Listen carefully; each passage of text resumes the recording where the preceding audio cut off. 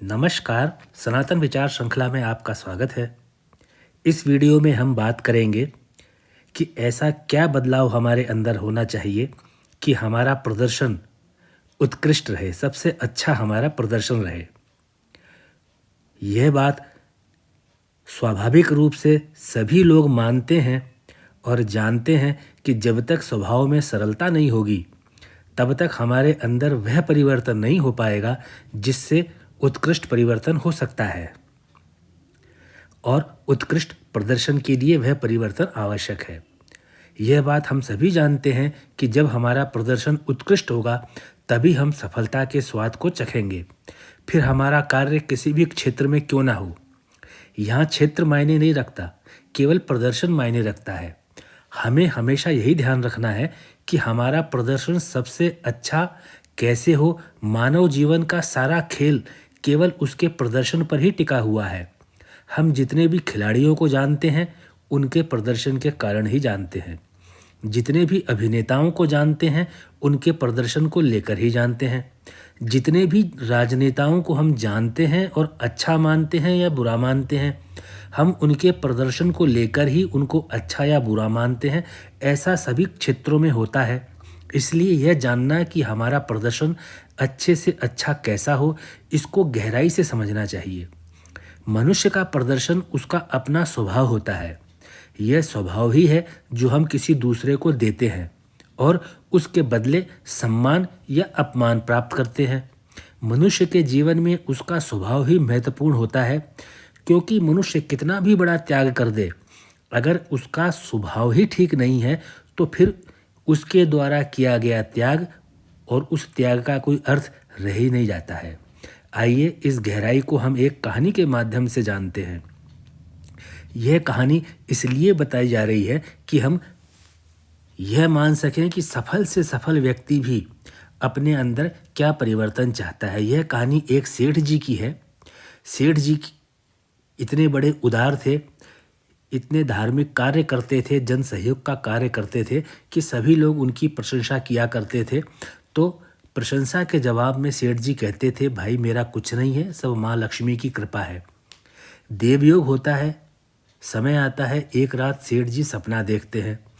सपने में सेठ जी देखते हैं कि खूब अच्छे गहने पहन करके एक देवी जैसी दिखने वाली सुंदर और दिव्य महिला उनके दरवाजे से घर से बाहर जा रही थी।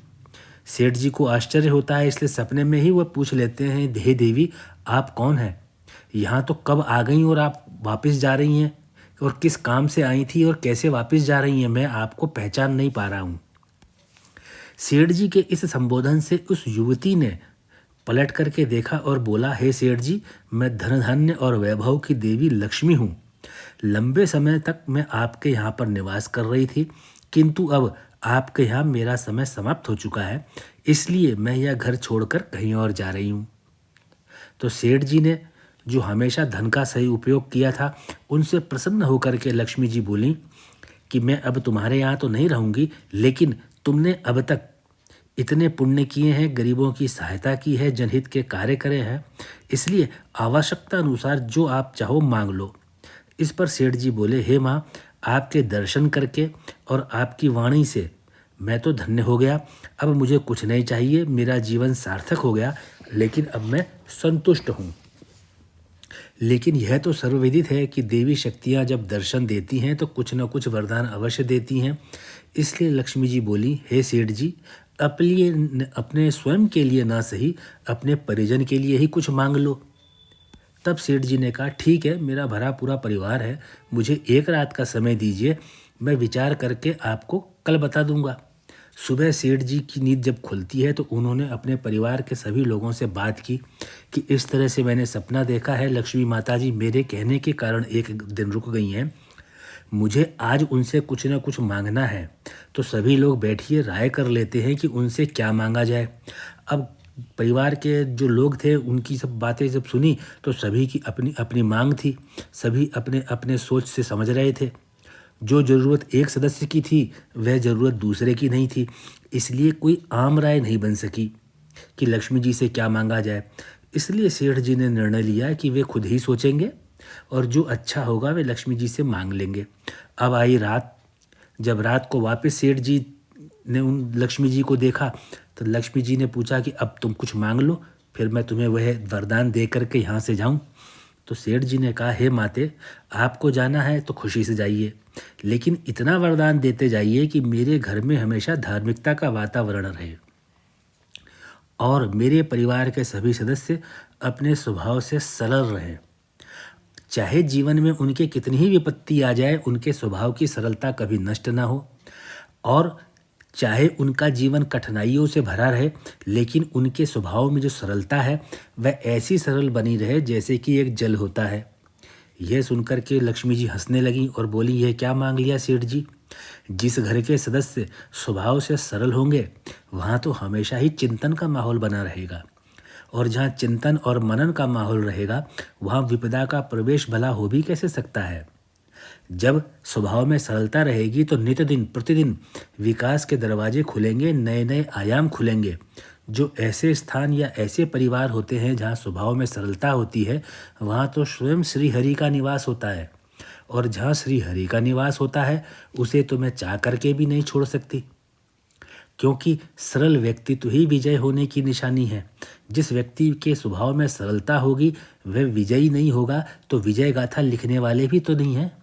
जिसे विजयी होना है उसे अपने व्यक्तित्व में विजय होने के गुण लाना पड़ेगा। जो वह व्यक्ति विजय या सफलता का स्वाद चखना चाहता है उसको अपने स्वभाव के अंदर सरलता लाना पड़ेगा।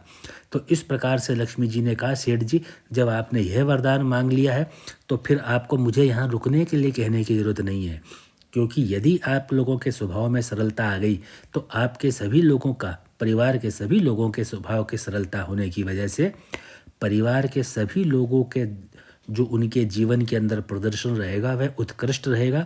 वे मेरे सुख को आराम से भोगेंगे। इसलिए मैं यहाँ रहूँ या ना रहूँ ये महत्व नहीं है।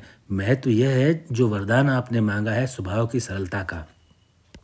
इसीलिए कहा गया है हिंदू सनातन शास्त्रों में कि व्यक्तित्व की सरलता से ही मन में चिंतन भाव उत्पन्न होता है, और चिंतन भाव अच्छे और बुरे में भेद करवाता है।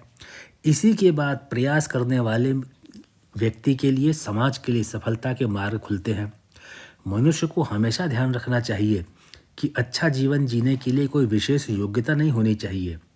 अगर चाहिए जो कि अच्छा जीवन प्राप्त करना है तो वह है स्वभाव की सरलता। हम जितने भी संत या योगी जो लोग सिद्धि प्राप्त कर चुके हैं उनको जब उनके बारे में सुनते हैं, पढ़ते हैं, जानते हैं, तब हम यह बड़ी आसानी से समझ पाते हैं कि वे सभी स्वभाव में बड़े ही सरल होते हैं।